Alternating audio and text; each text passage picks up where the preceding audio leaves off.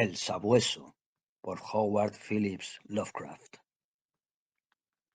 En mis torturados oídos resuenan perennemente un chirrido y un aleteo de pesadilla y un breve ladrido lejano como el de un gigantesco sabueso. No es un sueño, y sospecho que ni siquiera sea locura, ya que son muchas las cosas que me han sucedido para que pueda consentirme esas compasivas dudas. San John es un cadáver destrozado, únicamente yo sé por qué. Y la índole de mi conocimiento es tal que estoy a punto de saltarme la tapa de los sesos por miedo a ser destrozado de la misma manera. En los oscuros e interminables pasillos de la horrible fantasía vagabundea Némesis, la diosa de la venganza negra y disforme, que me conduce a destruirme a mí mismo. Que perdone el cielo la locura y la morbosidad que atrajeron sobre nosotros tan monstruosa suerte. Satisfechos ya con los tópicos de un mundo prosaico, donde incluso los placeres del romance y de la aventura pierden rápidamente su atractivo. San John y yo habíamos seguido con entusiasmo todos los movimientos estéticos e intelectuales que prometían terminar con nuestro insoportable aburrimiento. Los enigmas de los simbolistas y los éxtasis de los prerrafaelistas fueron nuestros en su época, pero cada nueva moda quedaba vaciada demasiado rápido de su atrayente novedad. Nos apoyamos en la sombría filosofía de los decadentes, y a ella nos dedicamos aumentando paulatinamente la profundidad y el diabolismo de nuestras penetraciones. Baudelaire y Huysmans no tardaron en hacerse pesados, hasta que finalmente no quedó ante nosotros más camino que el de los estímulos directos provocados por anormales experiencias y aventuras personales. Aquella espantosa necesidad de emociones nos llevó eventualmente por el abominable sendero que incluso en mi actual estado de desesperación señalo con vergüenza y timidez, el odioso sendero de los saqueadores de tumbas. No puedo revelar los detalles de nuestras impresionantes expediciones, ni catalogar siquiera en parte el valor de los trofeos que adornaban el anónimo museo que preparamos en la enorme casa donde vivíamos San John y yo, solos y sin criados. Nuestro museo era un lugar sacrílego, increíble, donde con el gusto satánico de neuróticos dilettanti habíamos reunido un universo de horror y de putrefacción para excitar nuestras viciosas sensibilidades. Era una estancia secreta, subterránea, donde unos enormes demonios alados esculpidos en basalto jónice vomitaban por sus bocas abiertas una extraña luz verdosa y anaranjada, en tanto que unas tuberías ocultas hacían llegar hasta nosotros los olores que nuestro estado de ánimo apetecía. A veces el aroma de pálidos lirios fúnebres, a veces el narcótico incienso de unos funerales en un imaginario templo oriental, y a veces, cómo me estremezco al recordarlo, la espantosa fetidez de una tumba descubierta. Alrededor de las paredes de aquella repulsiva estancia había féretros de antiguas momias alternando con hermosos cadáveres que tenían una apariencia de vida, cabalmente embalsamados por el arte del moderno taxidermista y con lápidas mortuorias arrancadas de los cementerios más antiguos del mundo. Aquí y allá, unas hornacinas contenían cráneos de todas las formas y cabezas conservadas en diversas fases de descomposición. Allí podían encontrarse las podridas y calvas coronillas de famosos nobles y las tiernas cabecitas doradas de niños recién enterrados. Había allí estatuas y cuadros, todos de temas perversos y algunos realizados por San John y por mí mismo. Un portafolio cerrado, encuadernado con piel humana curtida, contenía ciertos dibujos atribuidos a Goya y que el artista no se había osado a publicar. Había allí nauseabundos instrumentos musicales de cuerda, de metal y de viento, en los cuales San John y yo elaborábamos a veces disonancias de exquisita morbosidad y diabólica lividez. Y en una multitud de armarios de caoba reposaba la más increíble colección de objetos sepulcrales nunca reunidos por la locura y perversión humanas. Acerca de esa colección debo guardar un especial silencio. Favorablemente, tuve el valor de destruirla mucho antes de pensar en destruirme a mí mismo. Las expediciones en el curso de las cuales recogíamos nuestros perversos tesoros eran siempre memorables acontecimientos desde el punto de vista artístico. No éramos vulgares vampiros, sino que trabajábamos únicamente bajo determinadas condiciones de humor, paisaje, medio ambiente, tiempo, estación del año y claridad lunar. Aquellos pasatiempos eran para nosotros la forma más exquisita de expresión estética, y concedíamos a sus detalles un minucioso cuidado técnico. Una hora inadecuada, un pobre efecto de luz, o una torpe manipulación del húmedo césped destruían para nosotros la extasiante sensación que acompañaba la exhumación de algún siniestro secreto de la tierra. Nuestra búsqueda de nuevos escenarios y condiciones excitantes era febril e insaciable. San John abría siempre la marcha, y fue él quien descubrió el maldito lugar que engendró sobre nosotros una espantosa, inevitable fatalidad. ¿Qué desdichado destino nos atrajo hasta aquel horrible cementerio holandés? Creo que fue el oscuro rumor, la leyenda acerca de alguien que llevaba enterrado allí 5 siglos, alguien que en su época fue un saqueador de tumbas y había robado un valioso objeto del sepulcro de un poderoso. Recuerdo la escena en aquellos momentos finales, la pálida luna otoñal sobre las tumbas, proyectando sombras extendidas y horribles, los grotescos árboles cuyas ramas descendían tristemente hasta unirse con el descuidado césped y las estropeadas losas, las legiones de murciélagos que volaban contra la luna, la antigua capilla cubierta de hiedra y apuntando con un dedo espectral al pálido cielo, los fosforescentes insectos que bailaban como fuegos fatuos bajo las tejas de un alejado rincón, los olores a moho, a vegetación y a cosas menos explicables que se mezclaban débilmente con la brisa nocturna originaria de lejanos mares y pantanos, y lo peor de todo, el triste aullido de algún gigantesco sabueso al cual no podíamos ver ni situar de una manera concreta. Al oírlo nos estremecimos, recordando las leyendas de los campesinos, ya que el hombre que tratábamos de localizar había sido encontrado hacía siglos en aquel mismo lugar, destrozado por las zarpas y los colmillos de un execrable animal. Evoco cómo excavamos la tumba del vampiro con nuestras palas y cómo nos estremecimos ante el cuadro de nosotros mismos, la tumba, la pálida luna vigilante, las horribles sombras, los grotescos árboles, los murciélagos, la antigua capilla, los danzantes fuegos fatuos, los nauseabundos olores, la gimiente brisa nocturna y el extraño aullido de cuya existencia objetiva apenas podíamos estar seguros. Luego, nuestros azadones chocaron contra una sustancia dura, y no tardamos en descubrir una enmohecida caja de forma alargada. Era increíblemente recia, pero tan vieja que finalmente conseguimos abrirla y regalar nuestros ojos con su contenido. Mucho, sorprendentemente mucho, era lo que quedaba del cadáver a pesar de los 500 años transcurridos. El esqueleto, aunque aplastado en algunos lugares por las mandíbulas de la cosa que le había producido la muerte, se mantenía unido con una asombrosa firmeza, y nos inclinamos sobre el esquelético cráneo con sus largos dientes y sus cuencas vacías, en las cuales habían brillado unos ojos con una fiebre semejante a la nuestra. En el ataúd había un amuleto de exótico diseño que al parecer estuvo colgado del cuello del durmiente. Representaba a un sabueso alado o a una esfinge con un rostro semicanino y estaba exquisitamente tallado al antiguo gusto oriental en un pequeño trozo de jade verde. La expresión de sus rasgos era sumamente repulsiva, insinuante de muerte, de bestialidad y de odio. Alrededor de la base llevaba una inscripción en unos caracteres que ni San John ni yo pudimos identificar, y en el fondo, como un sello de fábrica, aparecía grabado un grotesco y formidable cráneo. En cuanto echamos la vista encima al amuleto, supimos que debíamos poseerlo, que aquel tesoro era indudablemente nuestro botín. Aun en el caso que nos hubiera resultado completamente desconocido, lo hubiéramos deseado, pero al mirarlo de más cerca, nos percatamos de que nos parecía algo familiar. En realidad era ajeno a todo arte y literatura conocida por lectores cuerdos y equilibrados, pero nosotros reconocimos en el amuleto la cosa insinuada en el prohibido Necronomicon del árabe loco Abdul al-Arzet. El horrible símbolo del culto de los devoradores de cadáveres de la inaccesible Lenk en el Asia Central.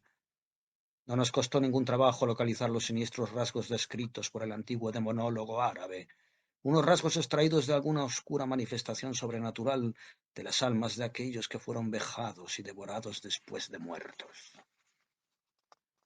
Apoderándonos del objeto de jade verde, dirigimos una última mirada al cavernoso cráneo de su propietario y cerramos la tumba, volviendo a dejarla tal como la habíamos encontrado. Mientras nos marchábamos apresuradamente del horrible lugar, con el amuleto hurtado en el bolsillo de San John, nos pareció ver que los murciélagos descendían en tropel hacia la tumba que acabábamos de profanar, como si buscaran en ella algún repugnante alimento. Pero la luna de otoño brillaba muy débilmente y no pudimos enterarnos a ciencia cierta. Al día siguiente, cuando embarcamos en un puerto holandés para regresar a nuestro hogar, nos pareció oír el leve y lejano aullido de algún gigantesco sabueso. Pero el viento de otoño gemía tristemente y no pudimos saberlo con certeza. Menos de una semana después de nuestro regreso a Inglaterra, comenzaron a ocurrir cosas muy extrañas. San John y yo vivíamos como reclusos, sin amigos, solos y en unas cuantas habitaciones de una antigua mansión, en una región pantanosa y poco frecuentada, de manera que en nuestra puerta resonaba muy raramente la llamada de un visitante. Ahora, sin embargo, estábamos alarmados por lo que parecía ser un frecuente roce en medio de la noche, no solo alrededor de las puertas, sino también alrededor de las ventanas, lo mismo en las de la planta baja que en la de los pisos superiores. En cierta ocasión imaginamos que un cuerpo voluminoso y opaco oscurecía la ventana de la biblioteca cuando la luna brillaba contra ella, y en otra ocasión creímos oír un aleteo no muy lejos de la casa. Una meticulosa investigación no nos permitió descubrir nada, y empezamos a atribuir aquellos hechos a nuestra imaginación, aturdida aún por el leve y lejano aullido que nos pareció haber oído en el cementerio holandés. El amuleto de jade reposaba ahora en una cavidad de nuestro museo, y a veces encendíamos una vela extrañamente aromada delante de él. Leímos mucho en el Necronomicon de Al-Aztec, acerca de sus propiedades y acerca de las relaciones de las almas con los objetos que las simbolizan, y quedamos angustiados por lo que leímos. Luego llegó el terror. La noche del 24 de septiembre de 1900, oí una llamada en la puerta de mi dormitorio. Creyendo que se trataba de San John, lo invité a entrar, pero solo me respondió una espantosa risotada. En el pasillo no había nadie. Cuando desperté a San John y le conté lo ocurrido, declaró una absoluta ignorancia del hecho y se mostró tan preocupado como yo. Aquella misma noche, el leve y lejano aullido sobre las soledades pantanosas se convirtió en una espantosa realidad. 4 días más tarde, mientras nos encontrábamos en el museo, oímos un cauteloso arañar en la única puerta que conducía a la escalera secreta de la biblioteca. Nuestro pavor acrecentó, ya que, además de nuestro temor a lo desconocido, siempre nos había preocupado la posibilidad de que nuestra extraña colección pudiera ser descubierta.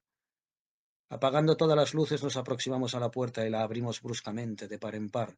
Se produjo una extraña corriente de aire y oímos, como si se alejara precipitadamente, una rara mezcla de susurros, risitas entre dientes y balbuceos articulados. En aquel momento no procuramos decidir si estábamos locos, si soñábamos o si nos enfrentábamos con una realidad. De lo único que sí nos dimos cuenta, con la más negra de las aprensiones, fue que los balbuceos aparentemente incorpóreos habían sido articulados en idioma holandés. Después de aquello vivimos en medio de un creciente sobresalto, mezclado con cierta fascinación. La mayor parte del tiempo nos ateníamos a la teoría de que estábamos enloqueciendo a causa de nuestra vida de excitaciones anormales, pero a veces nos complacía más dramatizar acerca de nosotros mismos y considerarnos víctimas de alguna misteriosa y aplastante fatalidad. Las manifestaciones extrañas eran ahora demasiado frecuentes para ser contadas.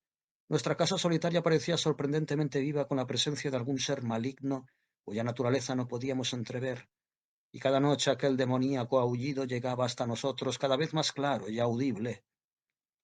El 29 de octubre encontramos en la tierra blanda debajo de la ventana de la biblioteca una serie de huellas de pisadas completamente imposibles de describir. Resultaban tan desconcertantes como las bandadas de enormes murciélagos que merodeaban por los alrededores de la casa en número creciente. El horror alcanzó su culminación el 18 de noviembre, cuando San John, regresando a casa al oscurecer, procedente de la estación del ferrocarril, fue atacado por algún espantoso animal y murió destrozado. Sus gritos habían llegado hasta la casa y yo me había apresurado a dirigirme al terrible lugar. Llegué a tiempo de oír un extraño aleteo y de ver una vaga forma negra silueteada contra la luna que se elevaba en aquel momento. Mi amigo estaba muriéndose cuando me acerqué a él, y no pudo responder a mis preguntas de una manera coherente. Lo único que hizo fue susurrar: «El amuleto aquel maldito amuleto. Y exhaló el último suspiro convertido en una masa inerte de carne lacerada. Lo enterré al día siguiente en uno de nuestros descuidados jardines y murmuré sobre su cadáver uno de los extraños ritos que él había amado en vida, y mientras articulaba la última frase oí a lo lejos el débil aullido de algún gigantesco sabueso. La luna estaba alta, pero no osé mirarla, y cuando vi sobre el marjal una ancha y nebulosa sombra que volaba de otero en otero, cerré los ojos y me dejé caer al suelo boca abajo. No sé el tiempo que pasé en aquella posición, solo recuerdo que me dirigí temblando hacia la casa y me incliné delante del amuleto de jade verde. Temeroso de vivir solo en la antigua mansión, al día siguiente me marché a Londres, llevándome el amuleto después de quemar y enterrar el resto de la impía colección del museo. Pero al cabo de 3 noches oí de nuevo el aullido, y antes de una semana comencé a notar unos extraños ojos fijos en mí cuanto oscurecía. Una noche, mientras paseaba por el malecón Victoria, vi que una sombra negra oscurecía uno de los reflejos de las lámparas en el agua. Sopló un viento más fuerte que la brisa nocturna, y en aquel momento supe que lo que había atacado a St. John no tardaría en atacarme a mí. Al día siguiente empaqueté cuidadosamente el amuleto de jade verde y embarqué hacia Holanda. Ignoraba lo que podía encontrar devolviendo el objeto a su silencioso y durmiente propietario, pero me sentía obligado a intentarlo todo con tal de disipar la amenaza que pesaba sobre mi cabeza. Lo que pudiera ser el sabueso y los motivos para que me hubiera perseguido eran preguntas todavía vagas, pero yo había oído por primera vez el aullido en aquel antiguo cementerio y todos los acontecimientos subsiguientes, incluido el moribundo susurro de San John, habían servido para relacionar la maldición con el robo del amuleto. En consecuencia, me sumergí en los abismos de la desesperación cuando en una posada de Rotterdam descubrí que los ladrones me habían desvalijado de aquel único medio de salvación. Aquella noche el aullido fue más audible, y por la mañana leí en el periódico un espantoso suceso acontecido en el barrio más pobre de la ciudad. En una miserable vivienda habitada por unos ladrones, toda una familia había sido despedazada por un animal desconocido que no dejó ningún rastro. Los vecinos habían oído durante toda la noche un leve, profundo e insistente sonido, semejante al aullido de un gigantesco sabueso. Al anochecer me dirigí de nuevo al cementerio, donde una pálida luna invernal proyectaba espantosas sombras, y los árboles sin hojas inclinaban tristemente sus ramas hacia la marchita hierba y las estropeadas losas.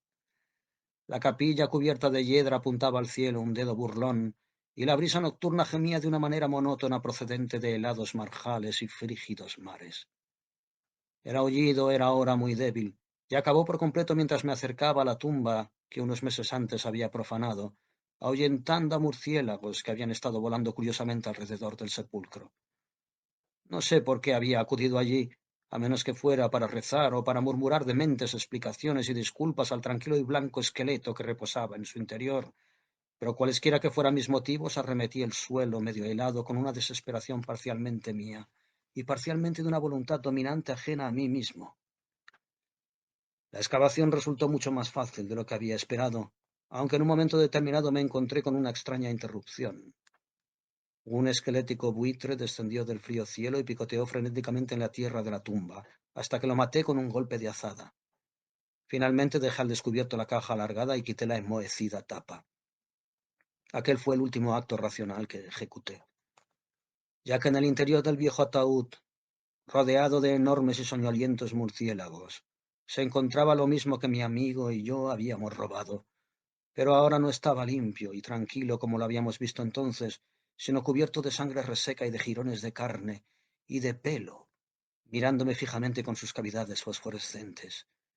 Sus colmillos ensangrentados brillaban en su boca entreabierta en un rictus burlón, como si se mofara de mi inevitable ruina, y cuando aquellas mandíbulas dieron paso a un sardónico aullido, semejante al de un gigantesco sabueso, y vi que en sus sucias garras sujetaba el perdido y fatal amuleto de jade verde, eché a correr gritando estúpidamente hasta que mis gritos se fundieron en estallidos de risa histérica.